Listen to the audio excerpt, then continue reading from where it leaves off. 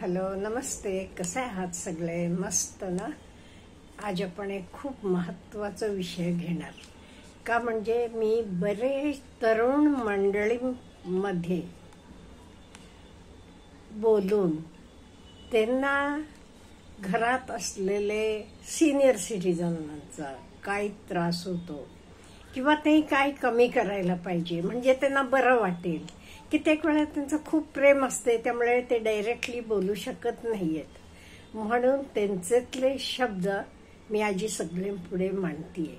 हा सर्वांसाठी महत्वाचा आहे का, म्हणजे माझ्यासारखे ज्येष्ठ मंडळींना तरी त्यांना आता वागायचंच आहे, त्यामुळे महत्वाचं आहे. यंगस्टर्स आज न उद्या ते पण ह्या स्थितीला येणारच आहेत, त्यामुळे त्यांना पण ह्याची जाणीव पाहिजे. म्हणून हा व्हिडिओ खूप महत्वाचा आहे. जास्तीत जास्त लोकांकडे हा तुम्ही पोचवायचं काम करा, म्हणजे प्रत्येकाचं घर सुखाचं आनंदाचं होईल आणि ज्येष्ठ माणसं पण आनंदी राहतील, यंगस्टर्स पण आनंदी राहतील. ते आता चालू करूया. पॉइंट वाईज मी 8 पॉइंट तयार केलेले आहेत आजचे यंगस्टर्सचे म्हणण्याप्रमाणे. पहिलं गोष्ट, त्यांचं म्हणणं सारखं आम्हाला डिस्टर्ब करतात. टीव्ही बघत असलो मध्येच येऊन विचारतात, किंवा काही काम करत असलो, वाचत असलो, अगदी आम्ही काही तल्लीन होऊन काही काम करत असलो तरी मध्येच येऊन पचकतात. त्यांचा शब्द आहे हा, यंगस्टर्सांचा, माझा नव्हे. मध्येच येऊन ही ज्येष्ठ मंडळी पचकतात म्हणे. त्यामुळे ते काम करत असतात काहीतरी महत्वाचं, मध्येच हे कसं तर कसं, अमुक कसं, काहीतरी प्रश्न विचारत असतात. त्यामुळे ते ठरलेल्या वेळेला बोलावं, त्यांच्याशी विचारावं, रिकाम्या वेळेला विचारावं. ते कामात गुंतलेले असताना, काही काम करत असताना त्यांना असं डिस्टर्ब करू नये, हे त्यांचं म्हणणं आहे. आता दुसरं, काही मुलांचं मुलींचं म्हणणं का नाही, अहो आमचे आई बाबा एवढे कंजूस हो. त्यांच्या वेळेला ठीक आहे, आता कोणालाही देताना काही घेताना आम्ही विचार करतो, आम्ही पैसे मोजतो, हे ना काय. आता वाती एवढ्या कशाला विकत आणायच्या, अमुक कशाला, घरात करता येते की असं. किंवा कोणालाही आहेर देताना, अहो त्यांचे काळी ते देत होते कमी, पण आता जड आहेर द्यायचा पद्धत आहे. शेवटी हे बघा, त्यांची लेवल आणि आमची लेवल, आज आमची ही परिस्थिती आहे. म्हणून आम्ही जास्त जड आहेर केला की लगे यो एवढं कशाला. ते त्यांचे काळाप्रमाणे विचार करतात. आता काळ बदललेला आहे. आता तुम्हाला हे 500-1000 रुपयाला काय येतं हो, काही येत नाहीये. त्यामुळे आमचे कुठलेही पैसेचे देणे घेणे म्हणा, किंवा काही खरेदी करणे, हॉटेलात जेवायला गेलो, यो एवढे 1000, घरात एवढं तर ती कमी, तेवढं सगळं झालं असतं. असं पैसेचे बाबतीत आम्ही हात मोकळेपणानं अघळ पघळ वागत असताना ते मध्ये मध्ये आम्हाला काही सूचना देऊ नयेत, हे त्यांचं म्हणणं आहे. अहो वाटणं साहजिक आहे, मी पण ज्येष्ठच आहे, मलाही वाटते पूर्वीचे काळी कुठे आपण एवढ्याला खर्च करत होतो. त्यामुळे साहजिक आहे, ते काही आपल्या मंडळींचं म्हणून चुकते असं मी म्हणत नाही, फक्त मी आजी त्यांचं म्हणणं मांडतीये म्हणून बोलतीये. आता माझी एक मैत्रीण आहे, ती पण असं, तिला टेक्निकल ह्याची फार हौस हो. सगळं इवन तिचं पण एक YouTube आहे, अजूनही छोटंसंच आहे तरी आहे. त्याच्याशिवाय ऑनलाईन बरंच सगळं करत असतीये.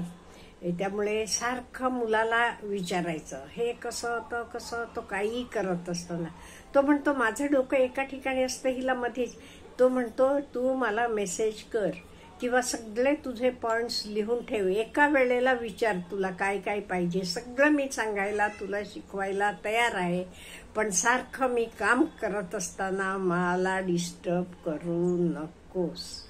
माझी मैत्रीण बघत असली की तिला नक्की लक्षात येईल, पण तिला राग येणार नाही का, म्हणजे तिचा मुलगा तिच्या तोंडावर पण कित्येक वेळेला हे सांगत असतो.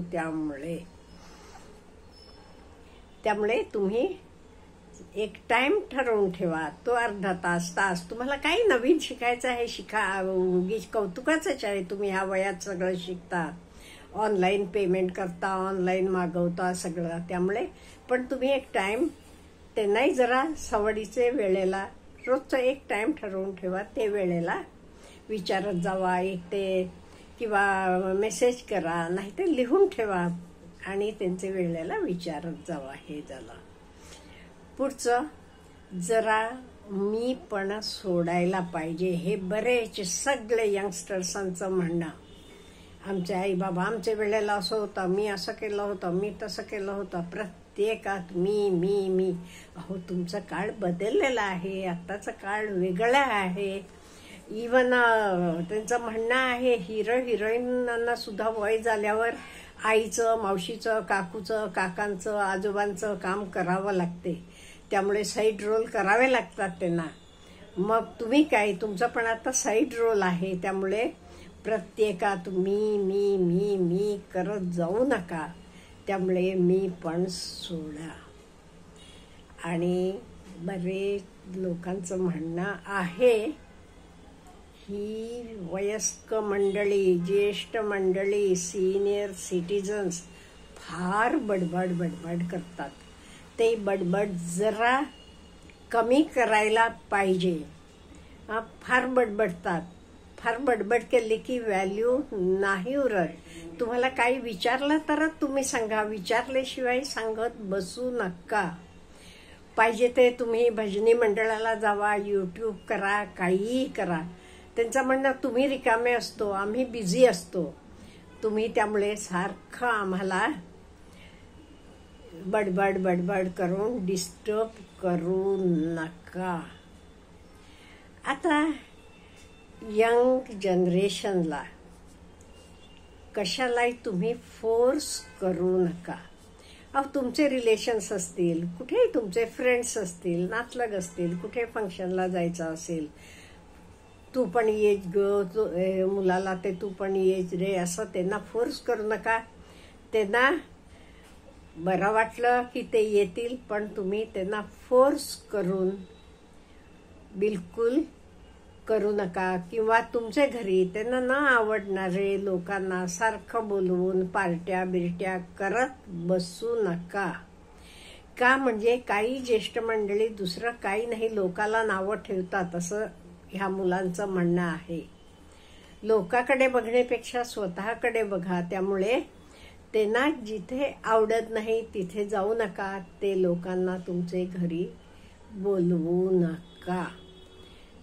त्यांचं म्हणणं आहे, आता तुमचं सरकार नाहीये, आता आमचं सरकार आहे. त्यामुळे आता आमचे कायदे कानून चालतात. आणि बरेच मंडळींना वाटते आपण ज्येष्ठ झालो, आपलं वय झाले म्हणजे आपण शहाणे झालो, सगळी अक्कल आपल्यालाच आहे. असं नाहीये. Not at all necessary. कित्येक वेळा मोठी माणसं पण चुकू शकतात, त्यांच्या पण चुका होऊ शकतात. त्यामुळे असं कधीच तुम्ही मानून घेऊ नका, मी म्हणतो तच बरोबर. तुमची छोटी मुलं किंवा मुली असतील, नातवंड बोलत असताना त्याच्याकडे पण लक्ष द्या जरा. त्यांचे बोलण्यात पण कुठेतरी सत्य असेल तर बरोबर असेल. त्यामुळे नाही, माझं झालं, मी म्हणतो तच बरोबर आहे, सगळी काही जगातली अक्कल मलाच आहे, हे ना काय कळते आत्ताचे पोरांना, असं विचार करू नका. आत्ताचे पोरांना पण बरंच कळते, असं त्यांचं म्हणणं आहे. आणि बरेच मुलांचं आणि मुलींचं म्हणणं असं होतं, अहो आमचे आई बाबा एवढ्या मोबाईलवर गुंतून पडतात. आम्हाला शहाणपण शिकवतात, नातवंडांना शिकवतात, स्वतः मात्र 24 तास मोबाईल ह्यांचे हातात. व्यसनच लागले झाले त्यांना. त्यामुळे घरचे एवढे बघा तास 2 तास ठीक आहे, पण केव्हाही कधी जेवायला गेलात तरी हातात मोबाईल. त्यामुळे मोबाईलचं व्यसन पण ज्येष्ठ मंडळींनी जरा कमी करावं. तसं हे 8 पॉइंट्स मी यंगस्टर्सांना मुद्दाम त्यांना भेटून, तुमचे आई बाबा सासू सासरे जे कोणी घरात राहतात ते कुठे बदलायला पाहिजे किंवा त्यांचे काय काय थिंग्स तुम्हाला खटकतात म्हणून विचारून गोळा केलेली ही माहिती आहे. त्यामुळे ही खूप महत्वाची माहिती आहे. त्यामुळे सगळ्यांना हा व्हिडिओ तुम्ही शेअर करा. माझं तर मत आहे हा व्हिडिओ व्हायरल व्हायला पाहिजे, म्हणजे सगळ्यांना कळेल आपण कसं वागायला. हे बघा, प्रत्येक जण एक ना एक दिवस वय होणार आहे तिला, आणि आपल्याला कळत नसते. माझे सकट मलाही धरून मी म्हणते, आपल्याला कळत नसते आपण कुठे चुकतो म्हणून.